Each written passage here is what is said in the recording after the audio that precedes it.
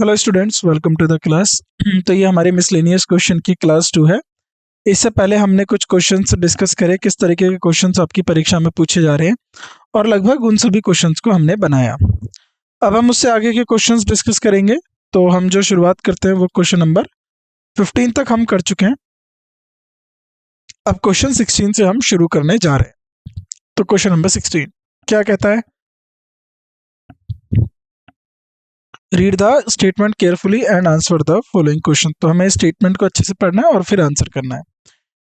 The Indian Telecom Regulatory Authority has ordered all the companies to provide voluntary compensation of rupees 1 to each customer who is facing problem of call drop on their network, subject to billing of rupees 1 per day.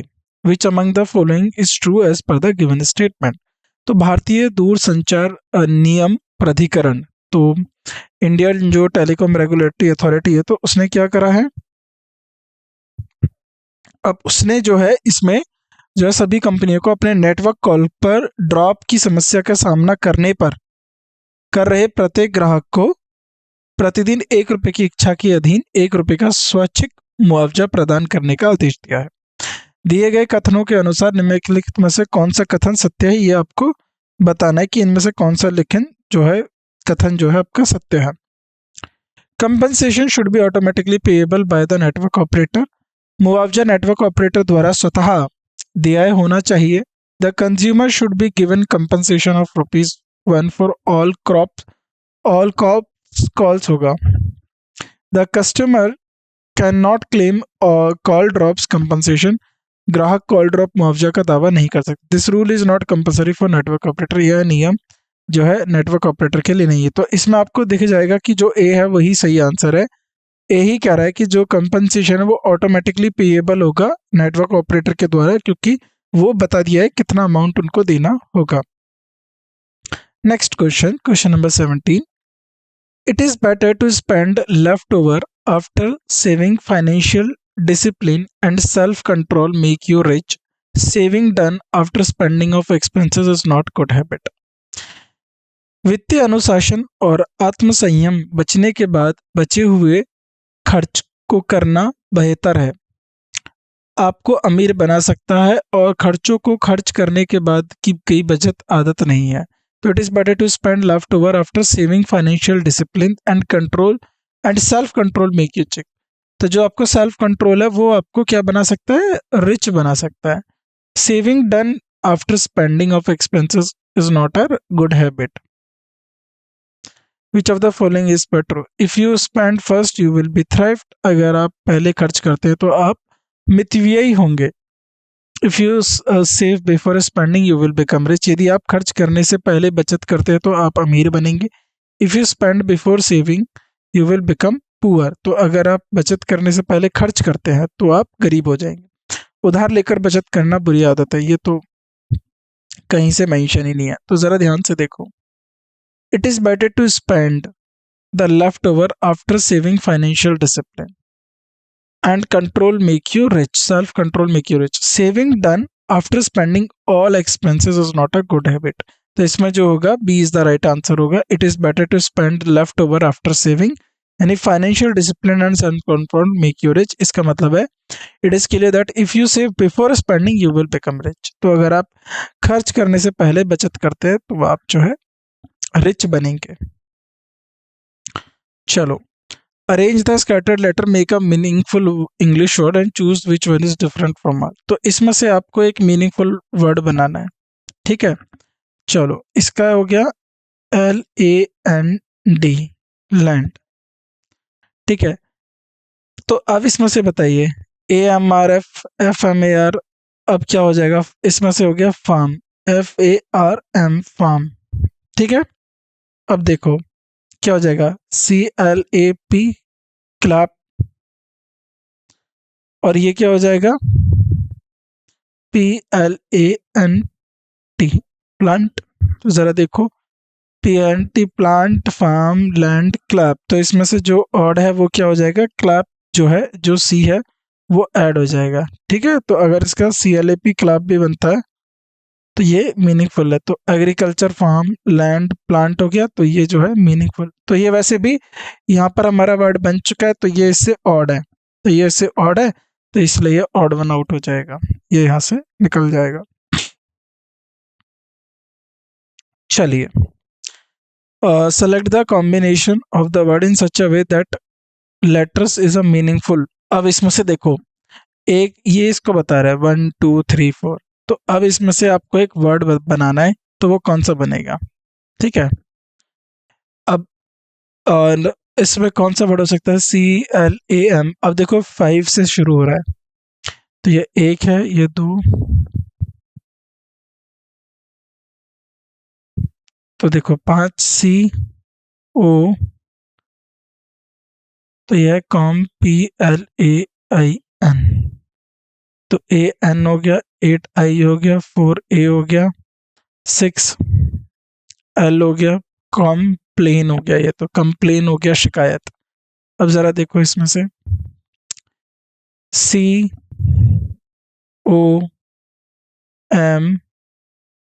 अभी हो गया 2P। अब देखो 7 पे क्या था? L, 7 पे M, तो यहाँ CO कंप्लेन बनेगा इससे। तो आप देख लो, कंप्लेन बना लो, कम, PLAIN, कंप्लेन। तो C 5, O कितना है? 3, 7, 2, L कितना है? 6, 4, 8, 1, ये है कहीं पे 7 2 6 4 8 1, तो बी इज द राइट, 20 का सही उत्तर। ठीक है, तो 20 का जो है सही उत्तर होगा, कंप्लेन जो है वर्ड बनेगा। Solve the word so that it become a correct English word and tell the fifth letter of the word. तो इसको सॉल्व करना है। क्री, देखो इसमें क्या बनता है? क्रिकेट बन सकता है ना, ये क्रिकेट, क्रिकेट एक खेल होता है, तो क्रिकेट, 2 2 4 2 6 7, ठीक है। तो 1 2 3 4 5, पांचवा वर्ड क्या है? के। आसान है ये तो ये क्रिकेट बना, पांचवा वर्ड हो गया के। चलो, how many 7 there are in the following series which immediately followed by 9?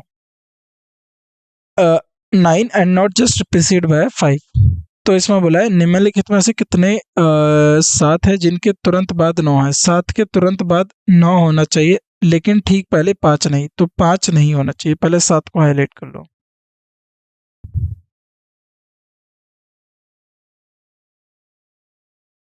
अब देखो, 7 के तुरंत बाद 9,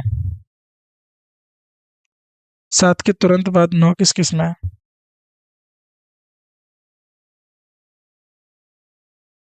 अब लेकिन क्या नहीं होना चाहिए? 5 नहीं होना चाहिए, इसके आगे 5 नहीं है, तो ये ठीक है, तो ये ठीक है, एक हो गया। इससे पहले देखो, ये तुरंत बाद तो 9 है नहीं, तो ये तो है ही नहीं। अब देखो, इसके तुरंत बाद 5 है, ये भी काउंट नहीं करेंगे, ये तो है ही नहीं, इसके नहीं है, तो ये भी हो गया, ये नहीं हुआ, तो दो ही हैं। कितने हैं ऐसे? दो ही 7 है, तो 2 इज द राइट आंसर।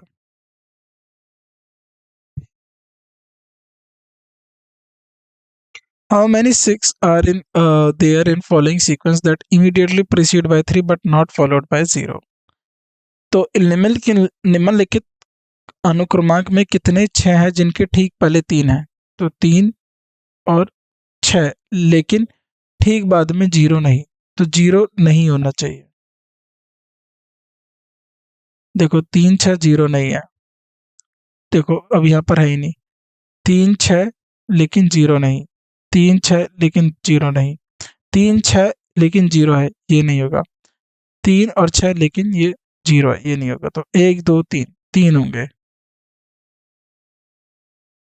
तो राइट, तो क्या होगा? 3 आंसर होगा। तो इस तरीके के सीधे सिंपल से क्वेश्चन आते हैं, इनमें कोई ज़्यादा मेहनत नहीं है, आसानी से आप बना पा रहे हो, देख पा रहे हो, आसानी से इनके उत्तर निकल पा रहे हैं। आराम से इन सवालों को बनाइए, कोई वो नहीं है, और सिंपल से सवाल है, आराम से बना पाएंगे। चलिए, ट्रू फॉल्स बताना है, which of the following is true और फॉल्स। स्टेटमेंट क्या है? Peanut plant was chosen by Mendel to work upon. तो मेंडल जो था, जिसने लॉ ऑफ हेरिडिटी दिया था, तो उसने जो लॉ दिया था उसको पढ़ने के लिए जो प्लांट, उसने जो पौधों का जो उन्होंने चुनाव किया, वो कौन थे? पी प्लांट, मटर के पौधे। Chromosomes are the carrier of factor. गुणसूत्र कारक के वाहक होते हैं। जो एक बॉडी से दूसरी बॉडी में मानव के शरीर में फैक्टर को लेके जाता है, वो कौन होता है? Chromosomes. Arms of human organ are analogous of the wings of birds. तो मानव अंग की भुजाएं पक्षियों के पंखों के अनुरूप होती हैं। तो मानव की जो क्या होते हैं, जो भुजाएं होती है, वो पक्षियों के पंखों के समान होती हैं। अब आपको बताना है कि इसमें से कौन सा स्टेटमेंट ट्रू है, फॉल्स है। देखो, इसमें से आपकी नॉलेज है, बेसिकली आपकी नॉलेज को ये चेक करा जा रहा है। तो आप बताओ, क्या मानव के जो हाथ है, मानव का अंग की भुजाएं, जो भुजाएं, वो पक्षियों के पंख के अनुरूप होती है? ये तो नहीं है। तो सी तो पूरी तरीके से गलत है ना। तो सी फॉल्स किस किस में है, पहले ये देख लो। सी इसमें भी फॉल्स है, सी इसमें भी फॉल्स है, इसमें ट्रू है। तो ये गलत कर दो। आपका आंसर जो है ए, बी और सी में से होगा। अब आप ये बताओ, क्या मेंडलीव जो था, मेंडल जो था, क्या उसने टी प्लांट लिए थे? तो बिल्कुल लिए थे। तो इसका जो होगा आंसर होगा सी होगा। ये दोनों स्टेटमेंट ठीक है। तो कहने के इसके पीछे का जो है, जो क्रोमोसोम्स होते हैं, जैसे हमारे आंख किस रंग की होंगी, ठीक है, तो जो तो कैरेक्टरिस्टिक्स होती हैं, वो एक पीढ़ी से दूसरी पीढ़ी में जो ले जाने का कार्य करते हैं, वो क्रोमोसोम्स करते हैं। ठीक है, वह कार्य क्रोमोसोम्स के द्वारा किया जाता है। और जो मेंडलीव थे, मेंडलीव साहब थे, उन्होंने मटर को जो है अपने एक्सपेरिमेंट में इस्तेमाल किया था। तो इसीलिए इसमें जो है सी आंसर होगा, लेकिन सी फॉल्स है पूरी तरीके से। तो C is the right answer. चलो आगे बढ़ते हैं। ये क्वेश्चन हमारा कुछ पहले क्वेश्चन की तरह हमने बनाया है।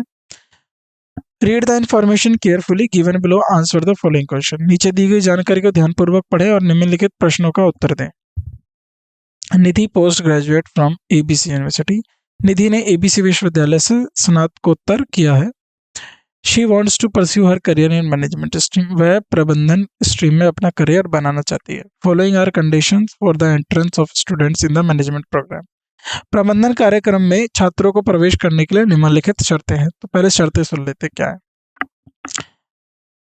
Applicant must not be less than 20 years of age as on 1/12/2016। तो 1/12/2016 से 20 साल से जो है, नॉट लेस देन, छोटा नहीं होना चाहिए, 24 साल से छोटा नहीं होना चाहिए। तो 2016 में आप 24 माइनस कर दो। अब क्या हो जाएगा, देखो यहाँ हो गया 2 और यहाँ पर कैरी करोगे 1, तो यहाँ पर कितना है, देखो 11 में से 2 गए 9, 1992। तो यानी 1992 से के बाद पैदा नहीं होना चाहिए। तो 1992 के बाद पैदा नहीं होना चाहिए। Should be graduate in any discipline with at least 55% marks. ठीक है, 55% मार्क्स होने चाहिए। Should not have pass the written exam, should must have pass the written exam at least 60% marks. तो 60% का जो है रिटन एग्जाम होना चाहिए। At least 6 month of work experience, अगर पोस्ट ग्रेजुएशन के बाद, पीजी के बाद 6 महीने का एक्सपीरियंस चाहिए। चलो, in case of application who fulfil all the criteria, तो वह अब कोई भी जो क्राइटेरिया फुलफिल करेगा, as mention above but has completed M Tech degree, this matter has to be send to the director. जैसे कि ऊपर उल्लेख किए गए हैं, लेकिन अगर एमटेक डिग्री कर ली है तो इस मामले को निदेशक भेजा जाएगा। ऊपर वाला फुलफिल है और उसके बाद एमटेक किया हुआ है, तो उसको डायरेक्टर देखेगा। As mention above but has work experience more than 2 years, this matter has to be sent registrar. लेकिन 2 साल से ज्यादा का काम है तो ये रजिस्ट्रार के पास जाएगा। ठीक, चलो। निधि का जन्म 5/3/86 में हुआ। ठीक। शी ऑब्टेन 685% मार्क्स इन जो है graduation and scored 55% marks in interview. तो इंटरव्यू में कितने चाहिए थे? 60%। देखो इंटरव्यू में देखो ग्रेजुएट में उसकी 85% है, रिटन एग्जाम में 60% चाहिए, ठीक है। तो obtain and scored 55% marks in interview she had, और उसको 1 साल का वर्क एक्सपीरियंस है। तो पूछा गया है कि क्या ये जो है, देखो डायरेक्टर और रजिस्ट्रार पे तो बना ही नहीं, ठीक। तो एज का क्राइटेरिया डन, ग्रेजुएशन में 55% का क्राइटेरिया डन, एक्सपीरियंस का क्राइटेरिया डन, लेकिन जो रिटन एग्जाम है उसमें अब वहां पर इंटरव्यू दिया है, यहाँ पर रिटन एग्जाम दिया है, तो क्या आप इसको बता पाओगे? तो हैंस कैंडिडेट हैज, देखो चूंकि अब सभी पूरा कर लिया गया है तो ये जो है कैंडिडेट सेलेक्ट कर लिया जाएगा, ठीक है, ये क्योंकि इसमें सारी चीजें जो है बता दी गई हैं, ठीक। चलो आगे बढ़ते हैं। चलो क्वेश्चन नंबर 25 को रीड करो और आंसर का बताओ क्या होगा जल्दी से। निम्नलिखित कथनों को पढ़िए और दिए गए कथन के अनुसार कौन सा विकल्प सही है चुनिए। The cost of 6 mangoes is equal to the cost of 4 apples. 6 आम की कीमत 4 एप्पल्स के बराबर है, तो रेशियो निकाल लो, आम का रेशियो एप्पल से कितना होगा। अब देखो ये हो जाएगा 2/3। कॉस्ट ऑफ 8 एप्पल्स, अब देखो M ratio 2/3। Cost of 8 apples, 8 apples किसके बराबर है? 2 जैक फ्रूट के, 2 जैक फ्रूट के, तो एप्पल्स और जैक फ्रूट का रेशियो निकाल लो। तो इसको काटोगे आप तो ये जाएगा 1/4। तो मैंगो एप्पल कैसे निकाला? देखो 6 मैंगो किसके बराबर है? 4, तो 6 आम 4 एप्पल के बराबर है, तो आम बटे एप्पल कितना हुआ? 4/6, ये हो गया 2/3, तो M2/3। अब ये क्या हो जाएगा? A/J 2/8, तो 1/4, ठीक है। तो अब यहाँ पर हम देख लग सकते हैं जी, तो ये क्या हो जाएगा आपका 2/3, 1/4। तो अब ज़रा इसको सेम करना है हमें, तो इसमें क्या करोगे आप? इंटू 3 कर दो, तो ये हो जाएगा आपका रेशियो 2/3/12, ठीक। तो ये तीनों का रेशियो आ गया 2/3/12। कैसे? क्योंकि आप 2 3 1 4 का जो है कॉमन फैक्टर क्या होता? 12, तो 12 को दो से जो है इसका कॉमन फैक्टर लेते, फिर उसके बाद इनका रेशियो निकाल लेते, ठीक। तो इस तरीके से आ गया। चलो, a mango is not expensive as an apple, तो क्या मैंगो एक्सपेंसिव नहीं है? चलो आपको होता है ना कौन सा गलत है। Apple is cheaper than jackfruit, क्या एप्पल कटहल से सस्ता है? अब 8 एप्पल में 2 जैक फ्रूट आ रहे हैं, तो जैक फ्रूट महंगा है। Jackfruit is most expensive among of them, apple is not expensive as mango.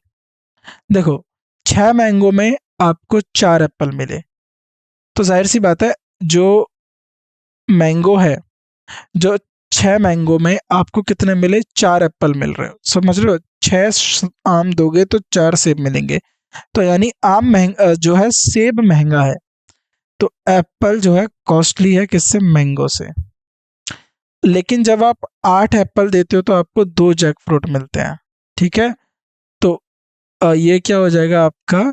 अगर आप एक एप्पल के देखो, एक जो है 4 जैक फ्रूट, आपको देखो क्या करना पड़ेगा, एक जैक फ्रूट प्राप्त करने के लिए 4 एप्पल देने पड़ेंगे, तो जैक फ्रूट सबसे महंगा हो गया। तो jackfruit is the most expensive, ठीक है। Apple is cheaper than jackfruit, ठीक है। A mango is not expensive as apple, apple is not expensive as mango, तो गलत है। एप्पल इज एक्सपेंसिव, एप्पल जो है एक्सपेंसिव है मैंगो से, मैंगो इतना एक्सपेंसिव नहीं है जितना एप्पल है, तो डी होगा इसमें, जो होगा डी होगा, ठीक है। तो 12 रुपये हो गया ना यहाँ पर, देखो अगर आप इनको 12 मान के चलोगे तो इसको 12 मान के चलोगे तो वहां पर जो है उसका उत्तर आ जाएगा, तो डी इसका राइट आंसर होगा। चलिए question number 26। In the college those student guaranteed entry who satisfy the criteria. तो जो स्टूडेंट का ये क्राइटेरिया, जो निम्नलिखित क्राइटेरिया दिया हुआ है, इस क्राइटेरिया को पूरा करेंगे तो उनको जो है कॉलेज में एडमिशन मिलेगा, बाकियों को नहीं मिलेगा।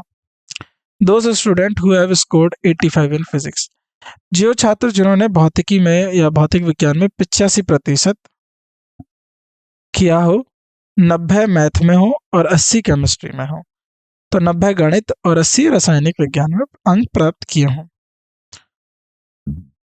Those student who have scored minimum 70% marks in English. तो 70% तक जो मार्क्स है वो इंग्लिश में होने चाहिए।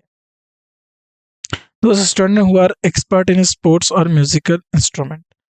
ठीक है, तो वो एक्सपर्ट होने चाहिए वे छात्र जो खेल या संगीत विद्या यंत्रों में विशेषज्ञ हैं, माहिर हो। ठीक है, चलो। R scored 90% in physics, 80% in chemistry, 8% in English and 75% in English. और ये होगा 80%, नॉट 8 नहीं होगा, ये होगा 80%। चलो ठीक है, तो इसको अभी चेक करते हैं। चलो, तो फिजिक्स में कितने चाहिए थे? 85, इसके हैं 90। ठीक है, मैथ में 90 चाहिए, तो मैथ में इसके अभी 80 कुछ होंगे। केमिस्ट्री में कितने हैं इसके? 80, और केमिस्ट्री में कितने चाहिए? 80। ठीक है, इंग्लिश में 75 है, और ये जो है धुन बजाता है। ठीक है, तो ये बाकी के पूरा कर रहा है। अभी मैथ का इसका चेक करते हैं। 89, ये तो देखो फिजिक्स में 89 हो गया, मैथ में ठीक है 90 से ऊपर है, इंग्लिश में ये हो गया, केमिस्ट्री में ठीक हो गया, और ये एक डांसर है। 78 मार्क्स इन केमिस्ट्री, केमिस्ट्री में कम हो गया। 88 मार्क्स इन मैथ्स, मैथ्स में भी कम हो गया। 89% मार्क्स इन फिजिक्स, कम हो गया। ये तो नहीं जा रहा है क्योंकि इसका क्या है, सब में कम है। ठीक है, और ये ऊपर वाले का जो है फिजिक्स में कम है, तो इसमें जो होगा, अब ये डी वाला देखो, ये सी हो गया डी वाला।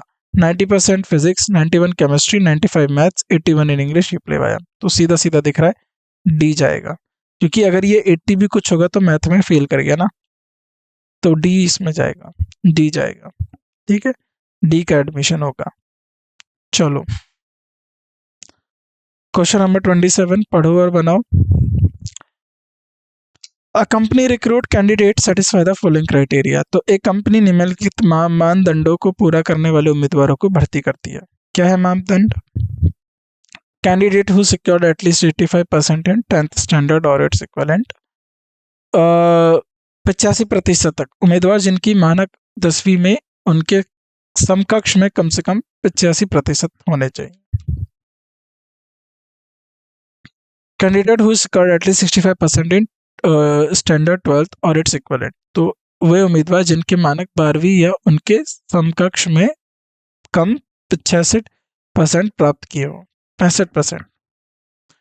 और जिनका कॉमर्स बैकग्राउंड ना हो, वे उम्मीदवार जिनका कॉमर्स बैकग्राउंड से ना किए गए हों। अब देखो, Jitesh science student having 70% marks in 12th और 80% मार्क्स इन इंग्लिश। इंग्लिश में कितने? 85 मांगे थे 10th में। तो स्पोर्ट्स बैकग्राउंड तो 85, ये इसमें गड़बड़ कर गया। Math score 80% in 12th, 99% and secure second among all. Commerce में ये गड़बड़ हो गया। 75% इन 10th, 75 नहीं मांगा है, कितना मांगे थे?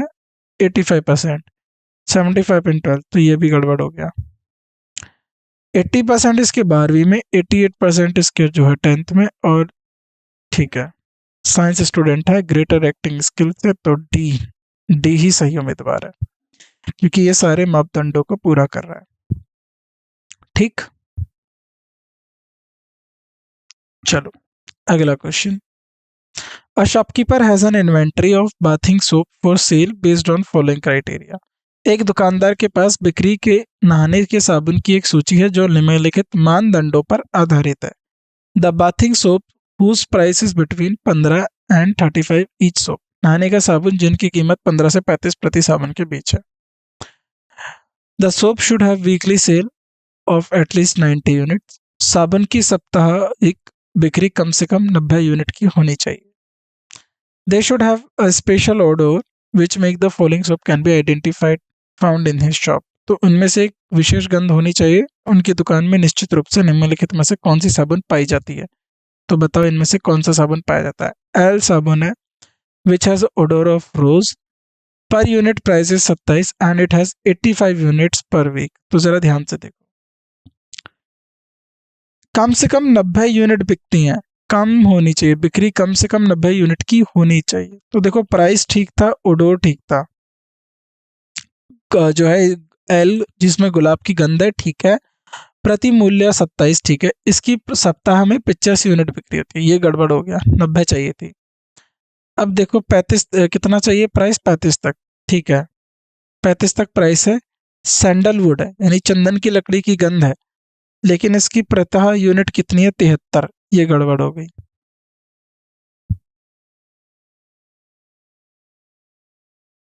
राइट, चलो आगे बढ़ते हैं, आगे की अगली स्टेटमेंट पढ़िए आप।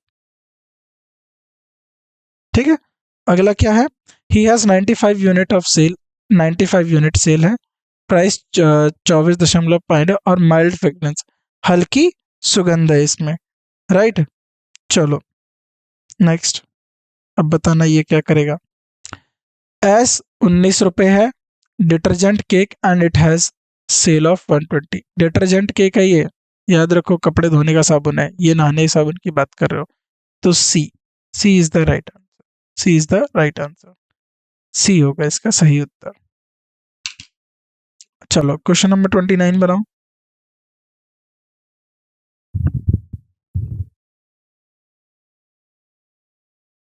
A candidate should have passed, देखो all call center recruit candidate with following criteria। एक कॉल सेंटर में निम्नलिखित मानदंडों के साथ उम्मीदवार की भर्ती करता है। Candidate should have passed at least 10th standard, उम्मीदवार को कम से कम 10वीं पास होना चाहिए। Candidate must be fluent in English and Hindi, उम्मीदवार को अंग्रेजी और हिंदी में धारा प्रवाह होना चाहिए यानी अच्छे से बोलनी आनी चाहिए। Candidate must be ready to work in both day and night shift, उम्मीदवार को दिन और रात दोनों शिफ्टों में काम करने को तैयार होना चाहिए। सीता एक ग्रेजुएट है, तो 10वीं उसने करी हुई है, मराठी हिंदी इंग्लिश बोल लेती है और केवल दिन में काम करती है, गलत। सीता इंग्लिश तमिल हिंदी अच्छा बोल लेती है, can work in both shift, but उसकी कोई फॉर्मल एजुकेशन नहीं है, तो 10वीं तक तो चाहिए, गलत। Samita speak English Hindi very well, is ready for day as well as night shift and study till 12th तक, 10वीं 12वीं तक तो पढ़ी है, सही है, ये है अभी। ये सरिता दोनों में काम कर सकती है, 10वीं जो है 65% तक बोल सकती है, लेकिन हिंदी बोल लेती है, मराठी बोल लेती है, इंग्लिश नहीं बोल पाती। तो इनमें जो सबसे अच्छा जो कैंडिडेट है, सही उम्मीदवार है, वो है ऑप्शन सी का। चलो, an IT firm select those student who fulfil the following criteria. एक आईटी फर्म उन छात्रों को चयन करती है जिनकी निम्नलिखित मानदंडों को पूरा करते हैं। क्या है मानदंड, student who have scored at least 70% marks in class 10th और इट्स इक्विवेलेंट, ऐसे छात्र जो 10वीं कक्षा या उसके समक्ष कम से कम 70% अंक होने चाहिए 10वीं में, और कम से कम 60% अंक जो है उनके 12वीं में होने चाहिए। ऐसे छात्र जिन्होंने 12वीं की कक्षा या उसके समक्ष कम से कम 60% अंक प्राप्त किए हो। Such student who are from science stream which have the following student, अब वो छात्र जो साइंस स्ट्रीम से होने चाहिए। तो अब आपको बताना है इनमें से कौन से छात्र को नौकरी मिलेगी। S art stream, commerce stream cut, 65%, देखो 10वीं में कितने मांगे, 70, तो ये यहाँ पर खारिज। 75, 65 साइंस, डी सेलेक्ट हो गया, मुबारक हो डी को, डी की नौकरी लग गई, डी सेलेक्ट हो गया। चलो question number 31,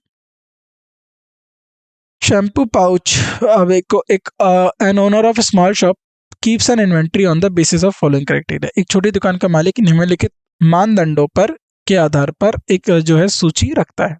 shampoo pouch whose price between 4 to 10 rupees per pouch, shampoo pouch जिनकी कीमत 4 से 10 रुपए प्रति पाउच है, ठीक है, 4 से 10। चॉकलेट पर यूनिट प्राइस 1 से 60 रुपए तक की चॉकलेट, ठीक है। The dairy of dry fruit 100 gram is more then 125 dry fruits, the price of, तो सूखे मेवाओं की कीमत 100 ग्राम से जो है 100 ग्राम की 125 से अधिक होनी चाहिए। प्राइस ऑफ मिल्क पैकेट पर लीटर इन बिटवीन 21 से 29 रुपए। देखो ये कौन सी दुनिया में जी रहे हैं। अब इससे ज़्यादा दूध आता है, अब लगभग 70 रुपये लीटर के आसपास आ रहा है। प्रति लीटर दूध के पैकेट का मूल्य 21 से 29 रुपए के बीच होनी चाहिए। एक शैम्पू का पाउच है 4, एक चॉकलेट भी है, उसकी पर यूनिट कॉस्ट है 1.5 रुपया। ड्राई फ्रूट 250 ग्राम 125, 250 रुपये 125 ग्राम के। ठीक है, चलो अब ये क्या है, अब दूध इसमें अभी बताया नहीं है, दूध इसमें गायब है। ठीक है, चलो आगे। शैम्पू पी 5 रुपए का पाउच, ठीक है, 4 से 10 होना चाहिए। मिल्क जो है 23, मिल्क कितना था 21 से, ठीक है ये 23 होना चाहिए। ठीक है, ड्राई फ्रूट 150 रुपये 100 ग्राम, चलो ये भी ठीक है, जो जो दिया है इसमें इसमें पूरा हो रहा है। एक्स 5 रुपये पाउच, चॉकलेट 1 रुपये यूनिट और ड्राई फ्रूट 100 रुपये, ये गलत हो जाएगा, सी नहीं है। शैम्पू एल पर पाउच 4 रुपये, मिल्क पैकेट 24, ठीक। चॉकलेट जो है 35 रुपये पर यूनिट, ड्राई फ्रूट 0.345 जो है पर ग्राम, तो इसको 100 से मल्टीप्लाई कर दो, 350 ग्राम, 350 रुपये हो गए 100 ग्राम। ठीक है, 100 से मल्टीप्लाई करेंगे ना तो कितना, नहीं ये हो गया 35 रुपये, माफ कीजिएगा 35 रुपये पर ग्राम का, ये भी गलत हो जाएगा।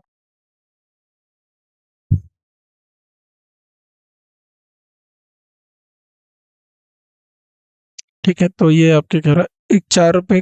अब जो है चॉकलेट की कीमत 1 से 60 होनी चाहिए पर पीस, पर यूनिट पीस।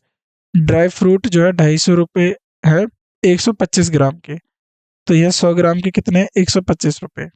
ठीक है, 125 को अब 100 ग्राम में बदलोगे तो ठीक है, क्या करोगे, क्या करना पड़ेगा आपको, 125 को करोगे तो इसकी जो कीमत है देखो, 125 को 250 को 125 से भाग दे दो, कितना हो जाएगा 2, यानी 2 रुपये ग्राम, तो 200 रुपये हो जाएंगे किसके, उसके। ठीक है, 150 रुपये पर ग्राम 23 रुपये लीटर दी। तो अब आपको बताना है कौन सा होगा, तो सी इसमें जो है आ जाएगा, क्योंकि सी में जो है मिल्क भी आ गया देखो। ठीक है, ये आ गया सी जो है। Which of the following is not available, sorry माफ कीजिएगा, कौन सा अवेलेबल नहीं है, तो 5 रुपये वाला पाउच 1 रुपये ये वाला अवेलेबल नहीं है, सी नॉट अवेलेबल है। ठीक है, 35 रुपये पर यूनिट जो है, और ये जो है ये आ जाएगा। ठीक है, ये भी अवेलेबल है, ये भी अवेलेबल है, सी कौन सा अवेलेबल नहीं है वो पूछा गया। ये जो होगा ना 3.5 होगा पर जो है ड्राई फ्रूट जो है दिस इज नॉट। ठीक है, तो ये हो जाएगा आपका अवेलेबल। ठीक, सी। चलो question number 32, read the following information carefully and answer the question. तो कौन है, among Shyam, Hari, Shiva, Ravi, Krishna and 4 girls, Aarti, Swati, Lata, Monica. 5 of them are to be selected in a team. Some of the criteria of selection as follow. तो इनमें से 5 select हो गए। Shyam and Swati are keep together, इन दोनों को एक साथ रखा गया। रवि और मनिका को दोनों को एक साथ नहीं रखा गया। Aarti can not be keeped Lata, तो आरती को लता के साथ नहीं रखा गया। Shiva Krishna are keeped together, तो देखो, और Lata can not be keeped with जो है हरीश, तो आरती लता, आरती जो है आप देखो लता के साथ नहीं हो सकती है, तो आरती हरीश के साथ जा सकती है, आरती हरीश के साथ आ गई। लता मोनिका के साथ चली गई, और देखो लता देखो रवि के साथ चला गया, रवि और मोनिका। अब इसमें से जो है अब ये हो जाएगा, ये जो है बन जाएगा। तो among 3 girls who Aarti in the team other member of the besides of Aarti are, तो ये बता देंगे, तो ये आप सॉल्व कर लेंगे, इजी सा ये क्वेश्चन है, आराम से बन जाएगा। ठीक है, ये डाइस दिया हुआ है आपको नीचे। तो दिए गए चित्र में घन में 3 सतह दिखाई दे रही हैं। घन के प्रत्येक सतह पर एक अलग डिजाइन है। 4 घन के विकल्प के रूप में दिखाए दिए गए हैं। वह घन ज्ञात कीजिए जो मूल धन घुमाकर प्राप्त किया जा सकता है। तो इसमें बताना है कि इनमें से कौन सा धन घुमाकर प्राप्त किया जा सकता है। देखो, अगर आप इसको इधर की तरफ रोटेट कर दोगे तो देखो ऊपर की तरफ क्या आ जाएगा, एरो, पर देखो ऊपर की तरफ एरो हो जाएगा, इधर जेड। अब आपको बताना है इनमें से कौन सा होगा। अब देखो ध्यान से देखो जरा इसको, इसको अगर आप ऊपर की तरफ रोटेट कर दोगे तो ये कैसे बन जाएगा, ऐसे बन जाएगा। z क्या बन जाएगा, n की तरह बन जाएगा, ठीक है, उल्टा z n बन जाएगा। तो जाहिर सी बात है पॉसिबिलिटी क्या बन सकती है इसकी, पॉसिबिलिटी a और a हो गया, ठीक है, b c, ये हो गया a आपको दे दिया, c हो गया, d है, b है। तो जरा ध्यान से देखो, अगर इसको घुमाते हैं तो a जो है बन सकता है, क्योंकि आप बोलोगे दूसरी साइड की हमें जानकारी नहीं है, तो इसीलिए, ठीक है। चलो, तो ये हो गया। विच of the following cube is unfolded pattern of resemble. अब इसमें बताना है अनफोल्डेड कैसा है, तो अब इसको जो है आप पता करोगे तो इसका जो आंसर हो जाएगा, जो अनफोल्डेड होगा वो बी निकल के आएगा। देखो बी में देख लो, बी में जब आप इसे अनफोल्ड करोगे तो ये ऊपर की तरफ आएगा, तो ये क्यूब के क्वेश्चन है, इजीली बन जाएंगे, इसमें कोई है नहीं। कथन क्या है, सरकार ने नियम पारित किया है है कि स्कूली बच्चों के बैग हल्का होना चाहिए। यह स्पष्ट नहीं है कि कितना स्कूल के नियम का पालन करते हैं, कितने स्कूल इस नियम का पालन करते हैं। सरकार सभी नीति के कार्यान्वयन से अनजान है, और कथनों में संबंध में से आपको बताना है कौन सा होगा। Government has implemented the rule that school bag should be light. सरकार ने यह नियम लागू किया स्कूल का बैग हल्का होना चाहिए, किया है। There is no system of surveillance, क्या कोई निगरानी के लिए प्रणाली नहीं है। तो इसमें आपको बताना है कौन सा कथन सही है। स्कूल नियमों का पालन करने के लिए तैयार नहीं है, कितने कर रहे हैं कितने नहीं, तो ये तो गलत है। गवर्नमेंट सरकार नियमों को लागू करने में रुचि नहीं रखती, ये भी गलत है, ठीक है। सरकार ने यह नियम लागू हल्का होना चाहिए, ठीक है। तो सरकार एक नियम को पारित किया है जो स्कूली बैगों को हल्का होना चाहिए, तो इसमें क्या हो जाएगा आपका कि कोई सिस्टम जो है, अब बी इसका आंसर होगा, इसमें होगा नॉट, हैज नॉट इम्प्लीमेंटेड, नहीं लागू किया है, तो इसीलिए बी मतलब कोई सर्विलेंस का, कोई निगरानी का पता नहीं है, निगरानी कैसे करी जा रही है, ठीक है। Which of the following is correct except one, तो ये आपको स्टेटमेंट दी जाएगी तब होगा, तो इसको आप इसके देखो बताइए। Shraddha age is more than Ramesh age by 6 year, तो श्रद्धा जो है 6 साल बड़ी है रमेश से। रमेश जो है, रमेश की एज मान लो x है, तो श्रद्धा की जो है x + 6 है। Suresh is less than Abhijeet age by 3 years and more than Ravish by 6 year. Shraddha is elder than Subhash but younger than Abhijeet. तो देखो सुभाष से श्रद्धा जो है, श्रद्धा इज एल्डर देन जो है शारदा है वो सुभाष से बड़ी है। Subhash is less than Abhijeet by 3 साल and more than Ravi by 6 साल, ठीक है। और जो है सुभाष जो है अभिजीत से 3 साल छोटा है और रवि से 6 साल बड़ा है। Ramesh is the youngest brother, ठीक है, रमेश सबसे छोटा है, ठीक, उससे 6 साल बड़ी हो गई ये। Ravi is 9 year compare to Abhijeet. तो अब आप इसको सॉल्व करेंगे तो इसका आंसर आ जाएगा आपका बी, ठीक है। तो ये आप सॉल्व कर लेंगे, ए से बहुत सारे क्वेश्चंस आपको करा दिए गए, ये लास्ट क्वेश्चन है, इसका आप बताइए इनमें से कौन सी डाइस जो है इसका उत्तर बनेगी। अगर आप इसको रोटेट करते हैं तो ये नीचे की तरफ जाएगा, ठीक है, अगर ये ऊपर आता है तो ये नीचे की तरफ जाएगा, ठीक है। तो अब बताइए, अगर आप इसको घुमाते हैं, इसको अगर सामने की तरफ लाते हैं तो सामने की तरफ m आएगा, और पॉसिबिलिटी है ये जो है आपका जो है इसमें इमेज जो बनेगी वो बनेगी d, ठीक है, क्योंकि ये अंदर हो जाएगा और पीछे की तरफ क्या है जो पॉसिबिलिटी हमें पता नहीं है, तो ये d बन जाएगा। तो यहाँ पर ये हमारे मिसलेनियस क्वेश्चन समाप्त होते हैं। मैं उम्मीद करता हूँ आपको ये क्वेश्चन समझ में आए होंगे, आसान से सवाल हैं, इनको आप जितना प्रैक्टिस करेंगे उतना आप कर पाएंगे। तो आज के लेक्चर को हम यहीं समाप्त करते हैं, बाकी की जानकारी जो है हम अपने आगे के लेक्चर में पढ़ेंगे।